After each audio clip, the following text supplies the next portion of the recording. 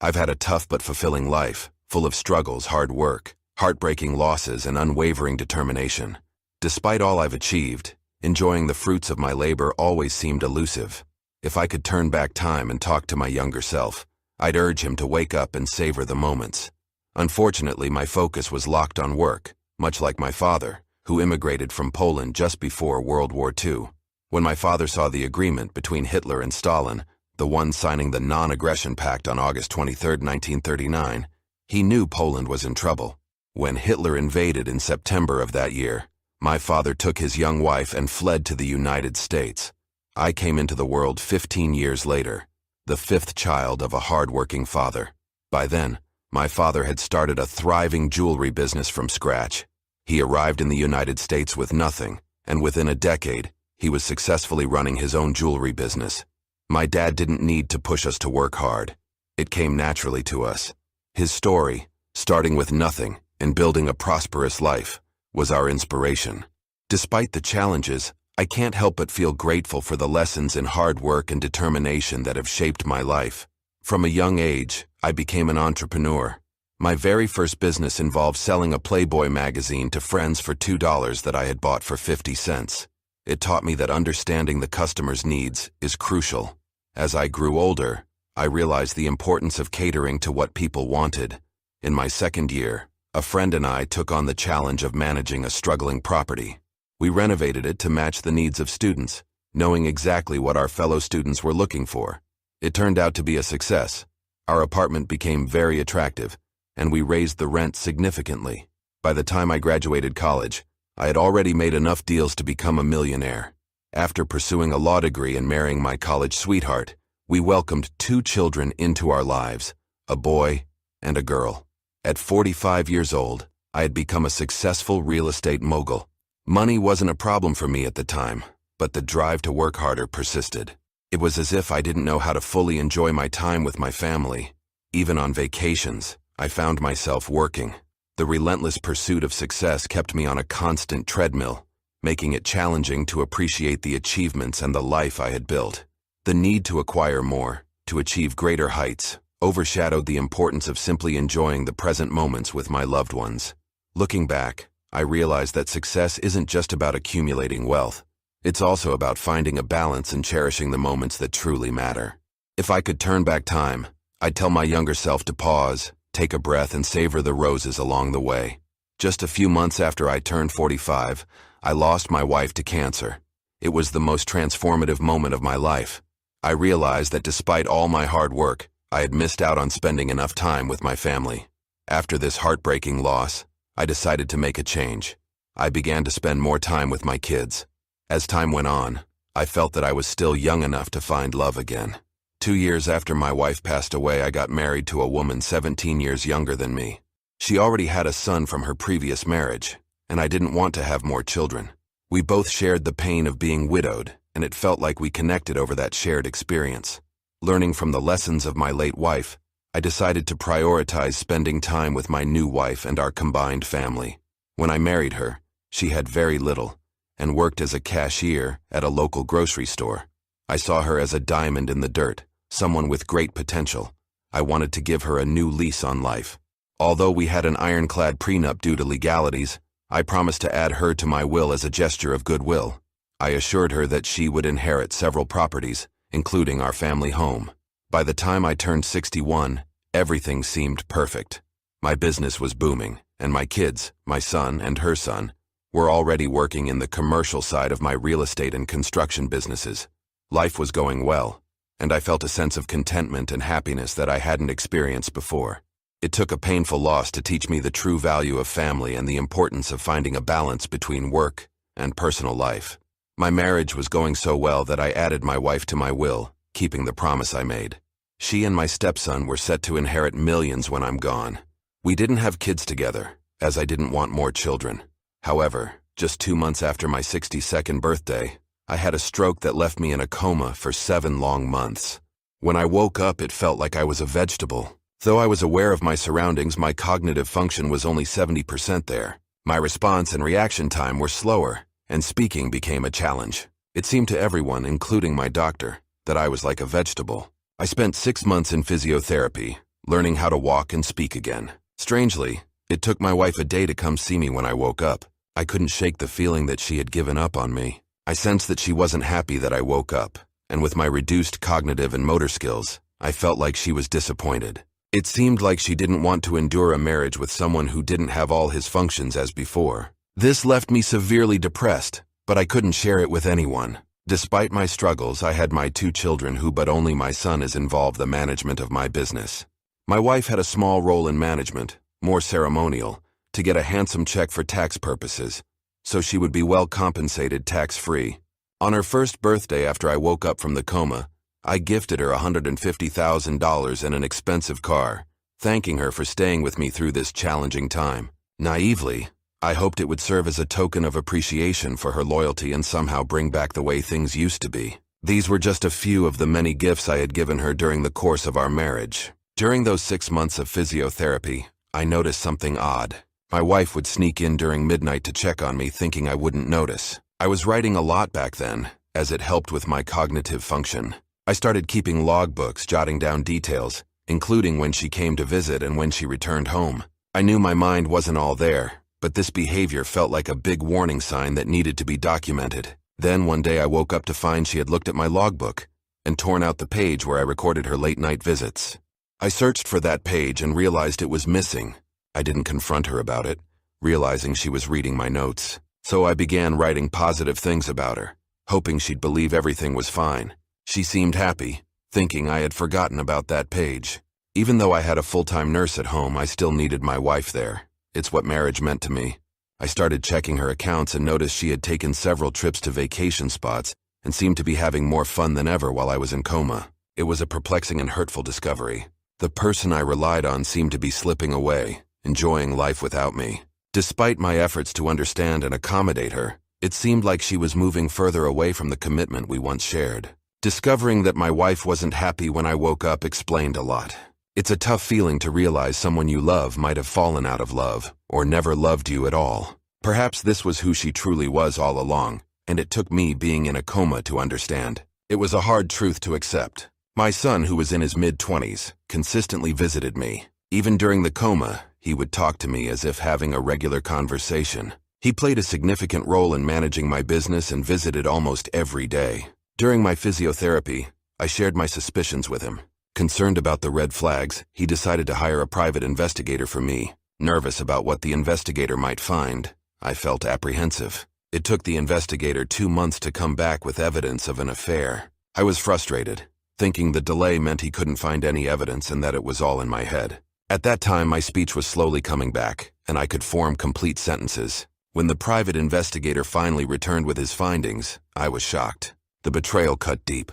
My son was there when the investigator briefed us, and the truth unfolded before our eyes. Discovering that the person my wife was having an affair with was none other than a man I considered like a godson was a devastating blow. This man not only ran my company but was the second in command when my son wasn't around. If I didn't have my son, he would be running the company. The betrayal hit me hard emotionally, and even caused my health to deteriorate further. As the private investigator revealed text messages and private recordings, the shock deepened. The man I thought was my protege, my son's right hand, revealed an entitlement that was truly shocking. The messages exposed how he believed he should be in charge of the company, not my son. The recordings uncovered their plans, expressing their eagerness for my demise so they could seize control of the company from my son by any means necessary. I heard my wife's disturbing wishes for my death, that her affair partner was already married with a family. Their discussions didn't involve running away together. Instead, it seemed like they were using each other for the sole purpose of eliminating me and my son and taking over my legacy. They had a secret apartment in town where they met, and they went on trips together. The betrayal affected not only me but also my son, who felt deeply hurt by the woman he had always considered a mother. Despite knowing that things hadn't always been smooth between my wife and my children, it was painful to realize the extent of the deception. I had married her because I thought she was the perfect fit for my family back then, as she had a child of her own, and I believed we could create a harmonious blended family. The reality of the betrayal shook the foundation of trust and family that I had built over the years. Even though I was aware that my wife was jealous of the attention I gave to my kids and felt I didn't care enough about her son, it wasn't true. I did care about her son, but I couldn't love him as much as my own, which had been a source of conflict earlier in our marriage. I thought money could solve the problem, so I threw money at her, thinking it would make her happy. Her son held an executive position in my company, making a good living thanks to me, and I felt she should have been appreciative of the opportunities he had because of me. After the private investigator's briefing, my son and I decided to fire my so-called godson. However, we needed to understand what he was planning, especially in areas of the business where we had no oversight. Secretly, we invited accountants and lawyers to audit the business. During the audit, we discovered that he had taken several unauthorized loans and made deals that, if revealed, would undoubtedly get him fired and jeopardize the company. These actions could also put us in trouble with the IRS. The forensic accounting involved unraveling the complicated web of financial crimes. We traced the unauthorized loans, dissected the deals, and meticulously reviewed financial records. Each step required careful analysis, and our team of experts had to connect the dots to understand the extent of the wrongdoing. This process involved scrutinizing financial statements, transaction records, and communication trails to expose the truth. Immediately after uncovering this financial misconduct, we got the authorities involved. Rather than confronting him in person, I chose not to give him the respect he might have deserved after hearing the damning audio between him and my wife. The recording revealed his desire for my demise, his affair with my wife, and his utter lack of gratitude. My son and I then planned something special for my wife, wanting to address the situation collectively. This tumultuous time coincided with my worsening medical condition. The doctor had informed me that I had about 7 months to live, and I was dealing with additional health complications that I didn't want to delve into in this story. The urgency to address these betrayals and secure the future of the company added immense pressure to an already challenging situation. One of the few pleasures I had during this tumultuous time was being the one to inform my wife about the financial crimes committed by her affair partner. It brought me satisfaction to witness her reaction as she realized that her malicious plans were backfiring. Little did she know that I was fully aware of her affair, and both she and her affair partner were being monitored by the private investigator. I watched as she freaked out during our interactions and in her conversations with him on the phone and through text. They had no clue that their secrets were exposed. It was never brought up, and her affair partner had no idea how his illicit activities were uncovered, except for the fact that I decided to conduct an intensive forensic audit of my business, which made sense given my prolonged absence. I couldn't blame my son for the oversight, as there were sections of the business that I had entrusted to my godson's control. With my lawyer, I made changes to my will, removing my wife from it. Although I left some money for her son, I significantly reduced the amount and explained in the will why I did so, placing the blame on his mother. While he was an okay stepson and not at fault, part of my decision was motivated by a desire for retribution, to use her son against her when I'm gone. I also wrote a letter to her son, essentially letting him go from my company in a kind manner. I didn't want my son to bear the burden of firing him himself. It was a tough decision for me, considering her son had visited me in the hospital and was raised in my house. But the betrayal by my wife changed something within me. I didn't want to leave any doubt about who the company belonged to when I'm gone.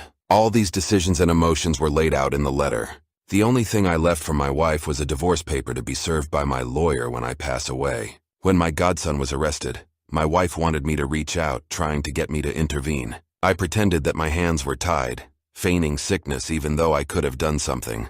They didn't understand what was really going on, and a part of me enjoyed watching them scramble like chickens with their heads cut off. My company didn't escape unscathed. We had to pay millions in restitution to the IRS. Even though some of the crimes might have gone uncovered, my son and I brought everything to light in the spirit of transparency. My godson knew it could have stayed hidden, but he understood we were pushing for justice, feeling the weight of the betrayal against our trust. He knew he was like family to us, yet he was facing not less than 5 years in prison. 2 months ago, he was convicted, but the sentencing hasn't taken place yet. We anticipate that he will receive about 5 years or so for his actions. The legal consequences of his betrayal and the financial repercussions on my company were harsh, but I believed in holding people accountable, even those who were once considered like family. I'm sharing this story as I've been reading a lot about infidelity and came across this forum. The pandemic has kept me away from seeing people and my grandkids, but since time is limited for me, I've been spending more time with my grandkids and my daughter. My daughter is unaware of my wife's affair, as she is not involved in the business, focusing on a different field. Since her affair partner was convicted, My wife has been trying to spend more time with me. Still, I've been using my grandkids as an excuse to keep my distance. I've been documenting and recording my experiences for my children, grandchildren, and posterity. Sharing my story on this public forum feels like a way to leave a piece of my journey behind. It's a strange feeling to know that when some of you read this, I will no longer be here. One last detail. When I bought my primary residence 15 years ago, I used both my wife's name and mine to assure her that I would leave her the house. However, I intentionally placed a lien on the property to make it less valuable. When I'm gone and she tries to sell it, she'll quickly find out about the lien from the title company, realizing that all she has left are the 2 expensive cars I bought her. I would have liked to put a lien on the cars too, so she could feel the consequences, but they are in her name. She has no retirement plan, so I hope she enjoys spending her retirement under a bridge, since I know she would run through the rest of the money she has been stashing away over the years, now that she doesn't have an unlimited supply. In conclusion, I want to emphasize that wealth is good, but spending time with family is even more crucial. I regret not spending enough time with my first wife, and now with my current wife. The realization about the importance of time spent with loved ones is a lesson that I hope others can take away from my story. As I write this on August 15, 2020, I reflect on the complexities of life, the choices I made, and the consequences that got me to this point. I accept my faith and have nothing else to add more than what I had already said, but Mazel Tov on my